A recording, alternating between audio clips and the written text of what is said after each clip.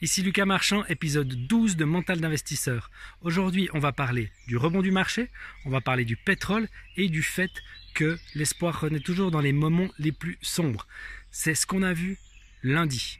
On a vécu une semaine dernière où les marchés ont fait un rebond assez puissant. Lundi, donc tout le monde s'attendait à ce que ça s'essouffle, que ce rebond ne soit qu'un rebond technique, c'est-à-dire un rebond qui était plutôt une pause avant de repartir vers le bas. Beaucoup de gens étaient vraiment persuadés que ça allait arriver dès lundi matin. Et évidemment, lundi matin, c'est exactement l'inverse qui s'est produit. On a eu une explosion des prix à la hausse. Le Dow Jones, le Nasdaq, tous les indices américains sont partis de plus de 7% à la hausse. Les indices européens étaient autour de 4%. C'était vraiment la fête en bourse. En fait, ça ne veut pas dire qu'on n'était pas sur un rebond technique, mais il s'est prolongé en tout cas de façon plus longue que ce qu'on aurait pu attendre. Moi-même, je ne m'attendais pas à une telle hausse. C'est une vraie leçon pour les investisseurs de toujours garder en tête que le marché a une manière de fonctionner qui fait qu'elle va prendre à contre-pied beaucoup de gens qui sont dans la certitude. Donc gardez ça à l'esprit, ne soyez pas certains, attendez-vous au pire et espérez le mieux. Donc on est aujourd'hui mercredi, lundi on a vu une hausse très forte, hier on a vu une petite hausse, c'est parti fort mais ça s'est essoufflé dans la journée, on retrouve un petit peu plus de réalisme et aujourd'hui on est plutôt en territoire négatif, on verra comment ça se passe avec le marché américain. Les raisons qui donnent cet optimisme, c'est avant tout l'évolution du coronavirus et du nombre de cas. Ce week-end, on a vu vraiment beaucoup de pays européens qui passaient la rampe et qui commençaient à voir leur nombre de cas se réduire et les chiffres commençaient à être suffisamment robustes pour qu'on soit sûr qu'on ait atteint un pic et qu'on aille vers le meilleur. C'est aussi ça qui était intéressant ce week-end, c'est que les investisseurs étaient tellement pessimistes que le scénario qui était retenu, c'était celui de toutes les mauvaises surprises, celui de la loi de Murphy, tout allait forcément mal se passer et même si on faisait du confinement, les cas n'allaient pas forcément se résorber, les gens n'allaient pas respecter les consignes, il y allait avoir des mauvaises surprises, le virus allait se propager malgré tout. C'est pas ce qui est arrivé et en fait c'est la rationalité qui l'a emporté. C'est toujours la rationalité qui l'emporte sur les marchés. Les phases de volatilité, les phases très émotionnelles ne sont que temporaires et lorsque les informations factuelles arrivent, ça corrige toujours. C'est ce qui s'est passé lundi. Durant le week-end, on a vu ces cas vraiment de coronavirus se réduire, en particulier en Italie, mais aussi dans d'autres pays comme l'Espagne ou l'Allemagne. Et là, tout à coup, il y a eu cette bouffée d'optimisme. Les gens se sont dit, mais attendez, ce coronavirus, ça va pas être éternel, ça va bel et bien se terminer dans quelques mois. Bien sûr, on a encore beaucoup de choses et d'obstacles à franchir. On peut très bien voir les cas de coronavirus exploser à nouveau quand les confinements seront terminés et on aurait donc une deuxième vague et là ça serait très très grave pour les marchés. On a aussi toutes les données macroéconomiques, économiques, les résultats des entreprises qui doivent être publiés. Ça c'est des choses qui viendront après, c'est pas pour maintenant mais c'est un gros obstacle qui pourrait justifier une nouvelle jambe de baisse pour les marchés. Donc pour l'instant, les choses se passent un petit peu comme je l'avais anticipé la semaine dernière, c'est-à-dire qu'on a eu cette confirmation des cas de coronavirus qui se réduisaient, ça a créé vraiment de l'optimisme sur les marchés, plus encore que j'aurais imaginé, mais en parallèle, on est plutôt, à mon avis, en train de marquer une espèce de moment de décision sur le marché. Qu'est-ce qui se passe en fait? On a été très très bas, on est remonté de façon très brutale. Depuis aujourd'hui, ça semble se stabiliser.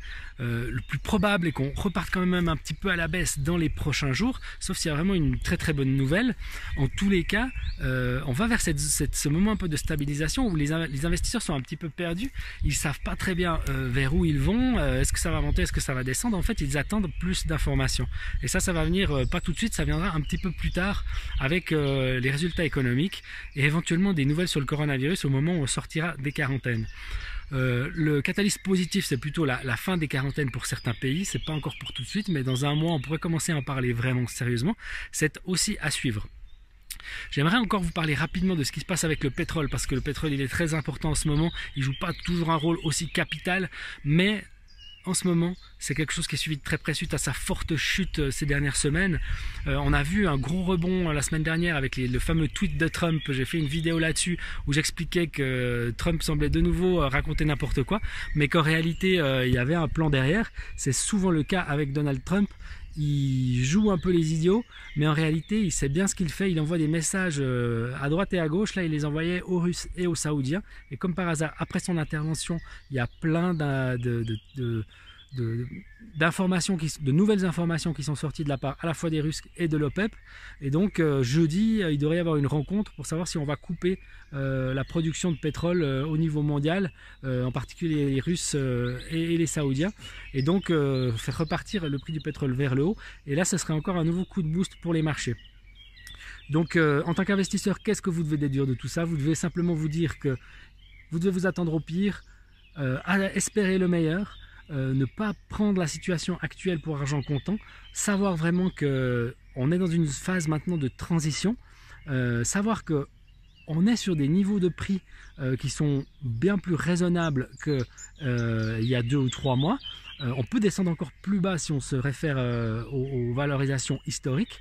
Donc on peut commencer à acheter, mais en prenant en compte le fait que probablement qu'avoir un peu de munitions pour une deuxième jambe de baisse serait pas mal. Je vous laisse vraiment réfléchir à ça vous-même, c'est à vous de décider ce que vous voulez faire, prendre vos responsabilités. Moi, ce que je vous dis, c'est qu'il y a certainement des affaires à faire en ce moment. J'avais donné quelques noms la semaine passée, mais en fait, les grands noms, les entreprises très solides, vous les connaissez certainement, vous pouvez aller les chercher. Autrement, vous pouvez aussi vous abonner à la newsletter des investisseurs, on donne plein de conseils là-dessus et on offre des publications qui vous permettent d'investir selon beaucoup de stratégies différentes. Que ce soit pour investir dans la tech, que ce soit pour investir sur des actions un petit peu plus value, on propose tout ça. Vous pouvez même aller sur les crypto-monnaies. Il y a un lien sur cette page pour vous inscrire gratuitement à cette newsletter. Vous trouverez aussi des très bons prix pour nos publications. Il y a des promos que vous ne trouverez pas ailleurs, donc c'est forcément intéressant pour vous. Si vous appréciez ces vidéos, je vous invite vraiment à laisser un pouce, à vous abonner et à surtout suivre la chaîne pour une prochaine vidéo que j'espère faire très prochainement en fonction de ce qui se passe sur les marchés et de l'actualité qu'on a en ce moment. Je suis en tout cas moi sur le qui-vive et je ne manquerai pas de vous recontacter dès qu'il se passe quelque chose d'intéressant.